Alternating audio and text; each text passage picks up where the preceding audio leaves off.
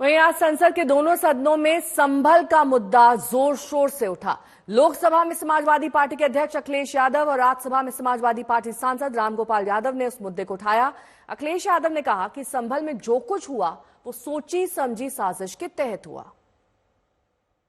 संभल को लेकर रामगोपाल जी, अखिलेश यादव जी का कहना है कि ये सोची समझी साजिश है और जानबूझ के बीजेपी ने साजिश न होती तो सारे देश में यही चलने लगा कि नहीं चलने लगा। योजनाबद्ध तरीके से किया गया सब। क्या चुनाव को प्रभावित है? चुनाव से आपने भी बोला राज्यसभा में चुनाव से ध्यान भटकाने। चुनाव से ध्यान नहीं, चुनाव में जो गड़बड़ियां हुई और जिस तरह से जबरन वोट डाल दिए गए, जिस तरह से कुंदरकी में लगभग 170 बूथों पर सिंगल वोट किसी आदमी ने नहीं डाला, केवल पुलिस ने और बीजेपी के कुछ लोगों ने डाला।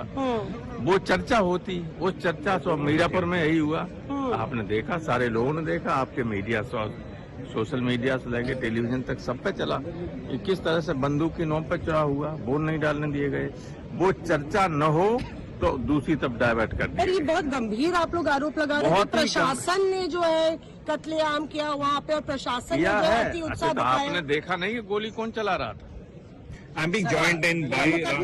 प्रशासन के अधिकारियों के खिलाफ मुकदमा 302 का होना चाहिए, हत्या का।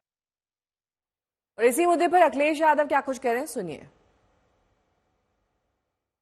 हम यूं ही नहीं कहते थे, तो संक्षिप्त में बोले अध्यक्ष महोदय, हम यूं ही नहीं कहते थे कि संविधान ये मानती नहीं सरकार। हम यूं ही नहीं कहते थे कि संविधान नहीं मानती। जब प्लेसेस ऑफ वर्शिप एक्ट है, प्लेसेस ऑफ वर्शिप एक्ट है, हम बनते तो बहुत कुछ हैं। संभल के शाही जामा मस्जिद के खिलाफ 19/11/2024 को सिविल जज सीनियर डिवीजन चंदौसी संभल में एक याचिका डाली गई। कोर्ट ने दूसरे पक्ष को सुने बगैर उसी दिन 19/11/2024 को सर्वे के आदेश दे दिए। ताज्जुब की बात है, संभल के जिलाधिकारी संभल और पुलिस अधीक्षक संभल आदेश को पढ़े बगैर 2 घंटे के बाद सर्वे के लिए पुलिस बल के साथ शाही जामा मस्जिद पहुंच गए। जामा मस्जिद की कमेटी, जनप्रतिनिधि, उलेमा इकराम, सभी अधिवक्ताओं ने सहयोग दिया। जिलाधिकारी संभल और पुलिस अधीक्षक संभल ने 2.5 घंटे सर्वे के बाद कहा सब सर्वे पूरा हो चुका है और अब रिपोर्ट कोर्ट को भेज दी जाएगी।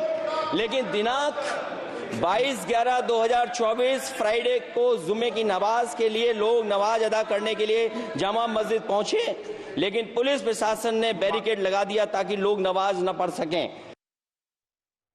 तो अखिलेश यादव यहां पर पुलिस पर गंभीर आरोप लगाते हुए उनका कहना था कि वहां पर लोगों को नमाज अता करने से रोका गया, पुलिस प्रशासन ने गोलियां भी चलाई और एक सर्वे हो गया था तो दोबारा सर्वे करने की जरूरत क्यों पड़ी? मुकदमा होना चाहिए, अधिकारियों के खिलाफ मुकदमा होना चाहिए और आप भी हमारा सहयोग करो, आप भी हमारा सहयोग करो, अधिकारियों के खिलाफ मुकदमे दर्ज कराइए। आप ये कह रहे हैं कि कोर्ट के फैसले और सुनवाई के बीचों प्लेसेस ऑफ वर्शिप एक्ट और जिस तरीके से एक बार सर्वे जब सब करा दिए, सर्वे के पक्ष में सब लोग थे और उसके बाद दोबारा सर्वे कराने की क्या आवश्यकता थी?